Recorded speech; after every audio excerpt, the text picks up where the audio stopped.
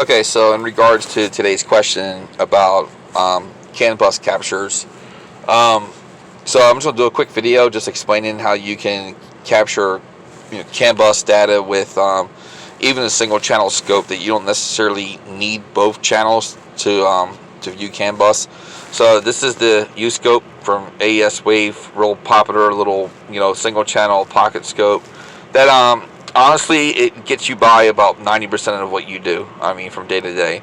It's a great scope. It comes with automotive software loaded onto it. So I'm not gonna get too much into the user functions of it, but just to show that it will, do set up for like CAN bus.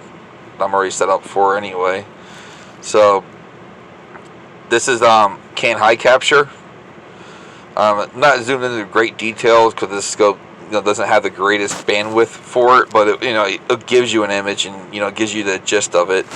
So as you can see, that's CAN high at pin 6 and 4, and it looks a little rough because these GMs, the CAN bus looks very rough on these things. There's, for some reason, these alternators just put out a lot of ripple. They put out close to close to 200 300 millivolts peak to peak of ripple, and it shows in the CAN bus system.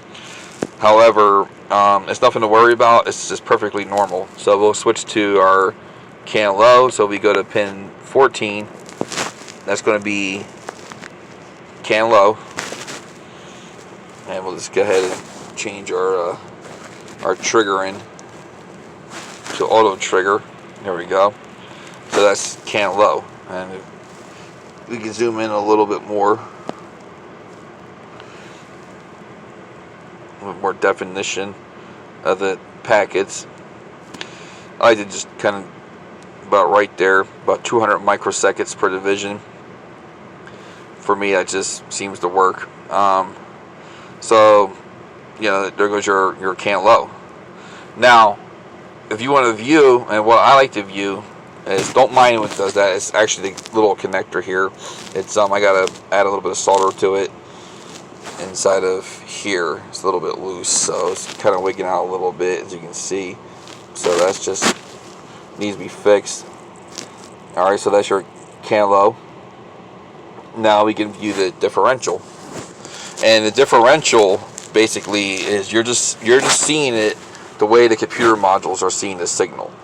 So your CAN low pulls down from 2.5 to about 1.5 volts, and your CAN high pulls up from 2.5 to about 3.5 volts.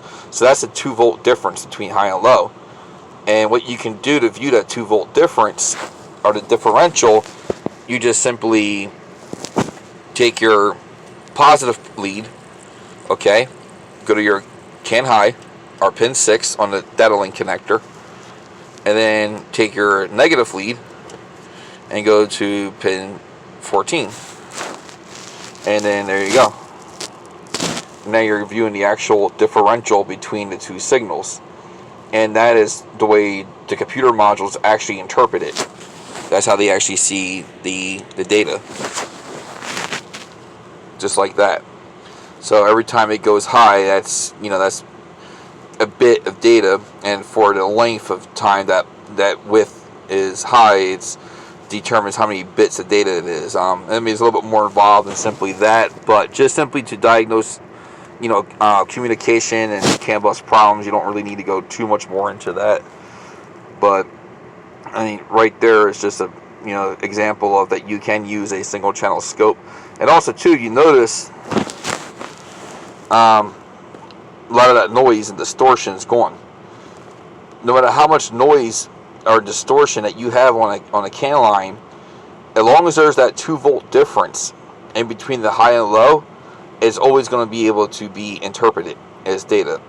So doing this actually rules out chasing unnecessary issues, because I'm not going to lie, the first time I seen a CAN bus capture of one of these GMs, I thought there was a problem. I really truly thought there was a problem, because it actually did have some communication codes for a downstream nitrous oxide sensor, and I was treating it as an issue with the CAN bus interference from the alternator, or electrical interference from aftermarket motors that are on this truck to run various other add-on components. And turns out to be that these Delco Remy 44 alternators just put out a lot of ripple, and it does get onto the can line, but it's really nothing to worry about. Like I said, as long as they can see that 2-volt differential, that's all it really cares about. So, and once again, we'll go to pin 6. That's your can high. You see that ripple that's in there?